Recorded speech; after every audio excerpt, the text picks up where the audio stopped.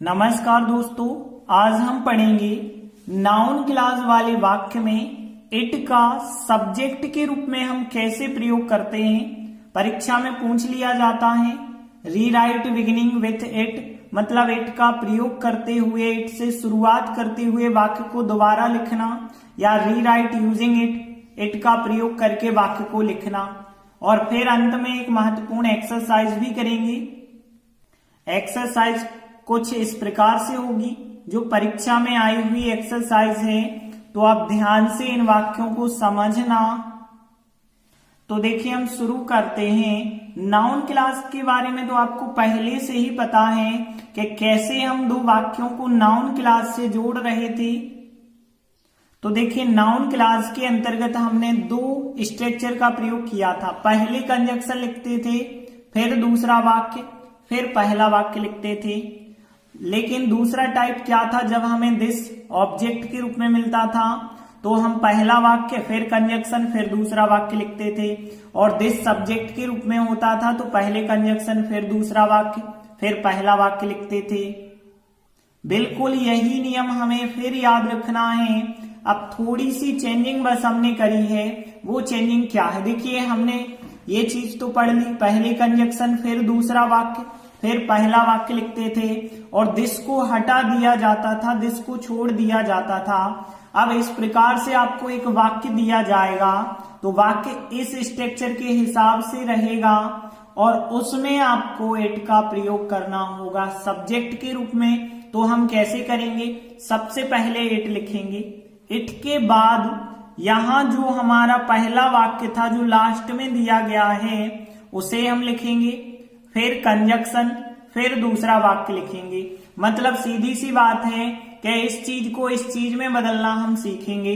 जैसे एग्जाम्पल देखते हैं, तो देखिए, पहला एग्जाम्पल है that he is a doctor is certain, और कहा गया है रीराइट यूजिंग इट, मतलब इट का प्रयोग करते हुए वाक्य को दोबारा लिखना है। तो देखिए, हम कैसे करेंगे, हमारा नियम क्या है।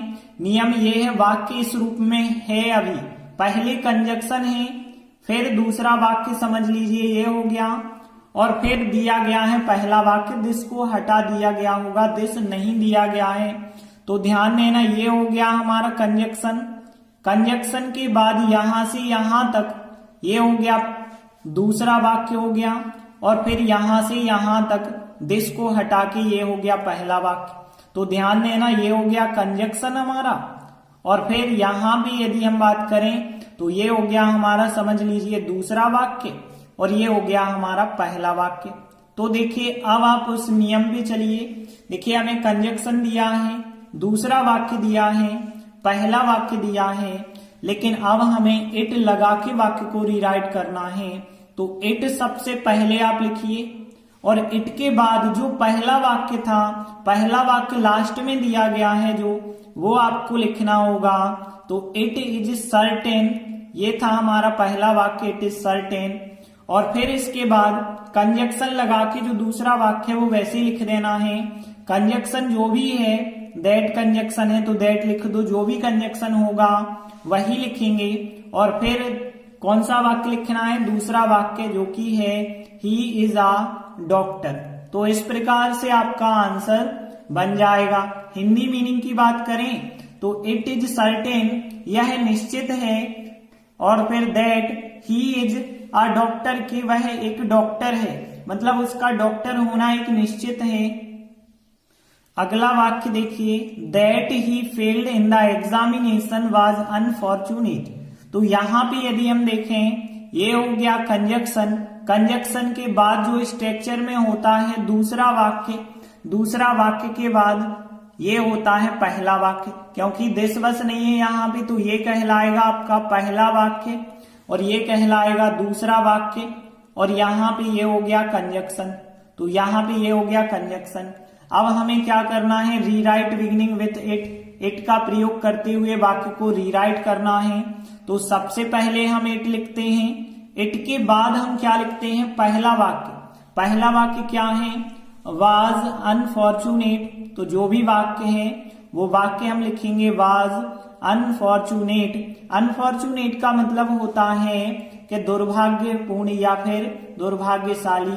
तो यहाँ पे पहला वाक्य लिखा, फिर हमें कंजक्शन लगा के दूसरा वाक्य लिखना है। जो भी कंजक्शन है, दैट कंजक्शन है तो दैट लिखिए, जो भी कंजक्शन है, मन से कोई कंजक्शन नहीं लगाना है तो दैट लगा के जो भी वाक्य है दूसरा वाक्य के he failed in the examination, जो भी वाक्य है उस वाक्य को आप वैसे ही लिख दीजिए। वाक्य को बिल्कुल चेंज नहीं करना है क्योंकि वाक्य बिल्कुल सही दिया गया है, उसे बिल्कुल भी चेंज नहीं करेंगे।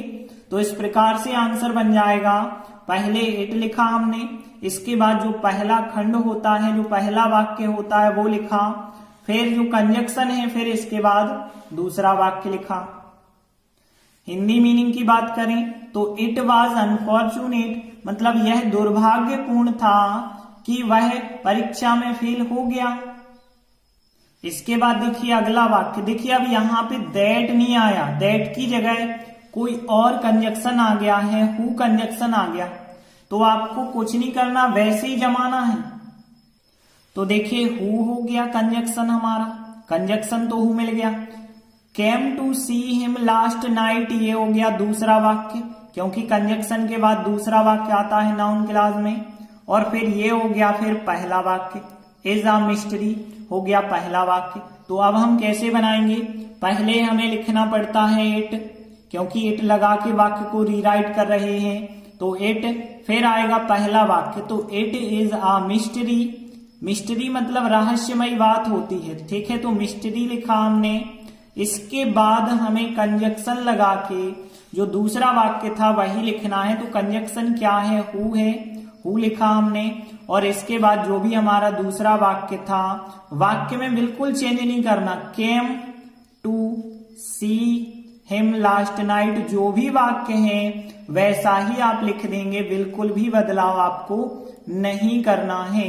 तो इस प्रकार से आंसर क्या हुआ, इट लिखा, फिर इसके बाद पहला वाक्य जो था, फिर कंजक्शन हु लगा के जो दूसरा वाक्य है उस वाक्य को हम लिख देते हैं। हिंदी मीनिंग की बात करें तो इट इज अ मिस्ट्री, यह एक रहस्यमयी बात है। कि हु का मतलब है जो, या कौन कह सकते हैं हम, कौन जो है लास्ट नाइट पिछली रात को उससे मिलने आया। इसके बाद देखिए अगला वाक्य है whether he will be able to come is doubtful. तो देखिए यहाँ वेदर हो गया कंजक्शन, कंजक्शन के बाद हो गया यहां तक दूसरा वाक्य, और जहां से सहायक क्रिया मिल जाए वहां से मानिए पहला वाक्य। तो ये तो हो गया पहला वाक्य हमारा, ये हो गया दूसरा वाक्य, और ये हो गया हमारा कंजक्शन। अब हमने आपको क्या नियम बताया कि सबसे पहले जब हमें इट से वाक्य को रीराइट करना है तो इट लिखिए पहले, और फिर पहला वाक्य लिख दीजिए इज डाउटफुल। जो भी हमारा पहला वाक्य है वो पहला वाक्य लिखा, फिर कंजक्शन लगाते हैं, जो भी कंजक्शन दिया गया था वेदर कंजक्शन, और फिर दूसरा वाक्य लिख देंगे। तो he will be able to come, जो भी वाक्य था वो वाक्य आप लिख देंगे। तो इस प्रकार से आंसर बन जाएगा।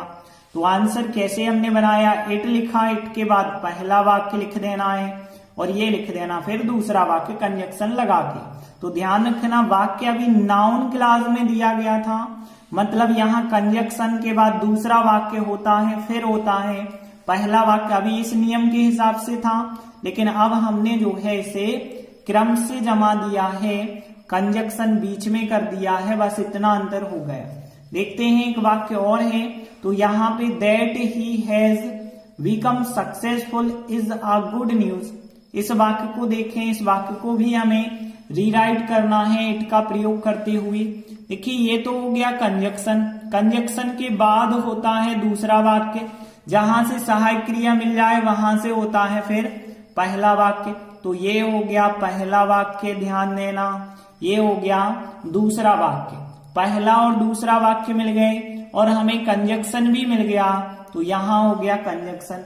तो अब हम क्या करते हैं, पहले तो इट लिखेंगे सब्जेक्ट, इट के बाद हम पहला वाक्य लिखेंगे, तो it is a good news, ये हो जाएगा हमारा पहला वाक्य, it is a good news.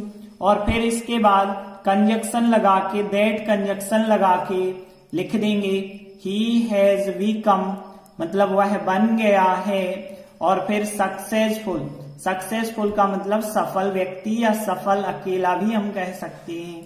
तो इस प्रकार से जो है हम बहुत आसान तरीके से नाउन क्लॉज वाले वाक्य को इट से रीराइट कर सकते हैं। धन्यवाद।